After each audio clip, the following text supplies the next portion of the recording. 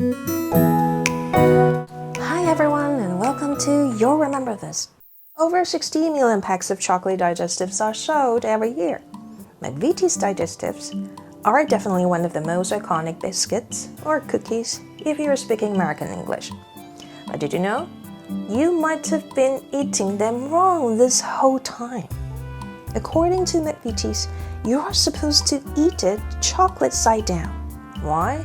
Because that way it starts to melt and you get more of the flavor. So here's the question. Does how you eat a biscuit really matter?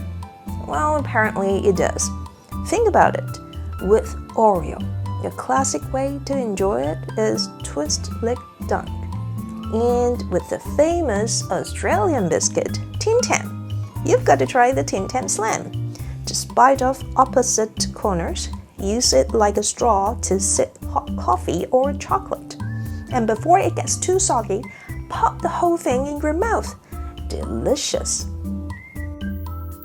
And in Taiwan, eating Prince noodles, 王子面, is a lot of fun.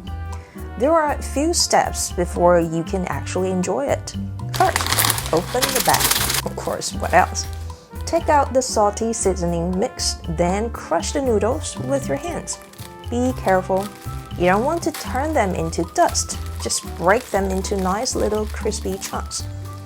Put the seasoning back in. And here comes the workout part. Give the bag a good shake so the flavor spreads evenly. That's it. Now you've got yourself a bag of crunchy, salty goodness. When I was a kid, I didn't know why, but the whole prep ritual was really satisfying. Maybe it's because, unlike other snacks you just tear open and eat, this one takes time.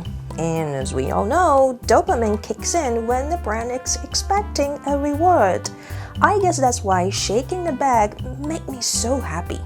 And honestly, it feels so Taiwanese. I always wondered if someone were trying this for the very first time, would they just end up spilling everything everywhere?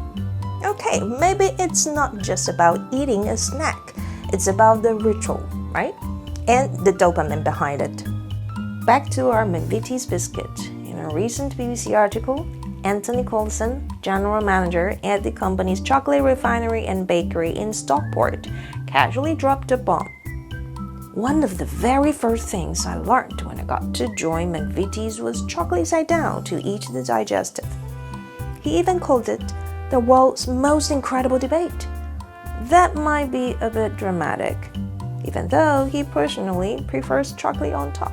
Sam, he also said that this tea time staple was meant to be eaten chocolate side down, but you can eat it however you want.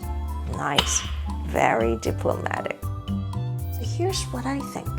I love the idea that something as small as a biscuit can spark a debate. Well, if there really is one. But when it comes to food and what's authentic, the arguments never end. We fight over whether pineapple belongs on pizza. We question if it's okay to put mayo on sushi. We debate if you should pour the milk or the cereal first. My favorite one is milk in first or tea in first. George Orwell, one of my favorite writers, even wrote about his 11 golden rules for making a perfect cup of tea. Here's my simplified version. 1. Use Indian or Ceylon tea, not Chinese. It tastes stronger. 2. Make tea in small amounts using a teapot, not a cauldron. 3. Warm the teapot first, ideally by putting it on the stove. 4. Make it strong. 1 strong cup is better than several weak ones. 5. Put the tea leaves straight into the pot. No bags, no strainers. 6. Bring the pot to the kettle, not the kettle to the pot. Water must be boiling when it hits the leaves. 7. Stir or shake the pot after adding water, then let the leaves settle. 8. Use a proper cup. A tall breakfast cup is the best. It keeps your tea hot longer. 9. Skim the cream off the milk before adding it, or your tea will taste sickly. 10. Pour tea first, then milk. 11. no sugar. Amazing, isn't it? I kind of love it. You can tell how much George Orwell was obsessed with making a cup of tea. I feel like if George Orwell and Lu Yu had lived in the same era, they would have totally bonded over tea.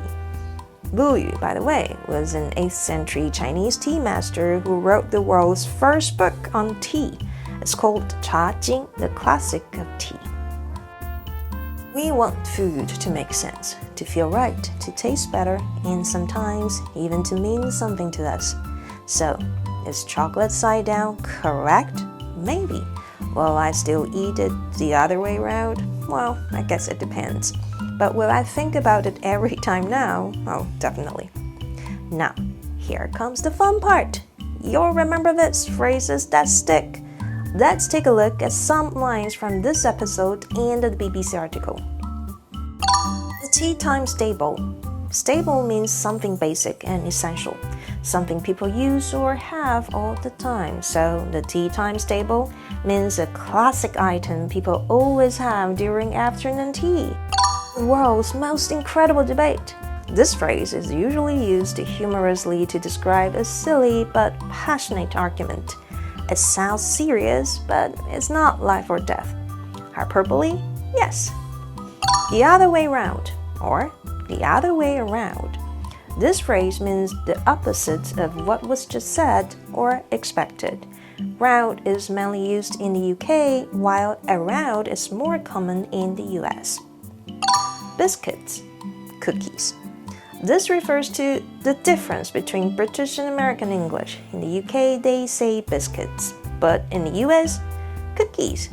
It's a fun example of how British and American English use different words for the same thing. Soggy. Soggy means something is too wet and soft in a way that's not pleasant. Like a biscuit that's been in tea too long, it's soft in a bad way. Dopamine.Dopamine is a brain chemical that makes you feel good. It's released when you're excited, having fun, or even just looking forward to something. And that's it for today. We picked up some fun English words and phrases. I hope you'll remember them. You'll find all the expressions in the description along with a link to the BBC article. If it resonated with you, don't forget to like and subscribe. Thanks for watching, and I'll see you on You'll Remember This.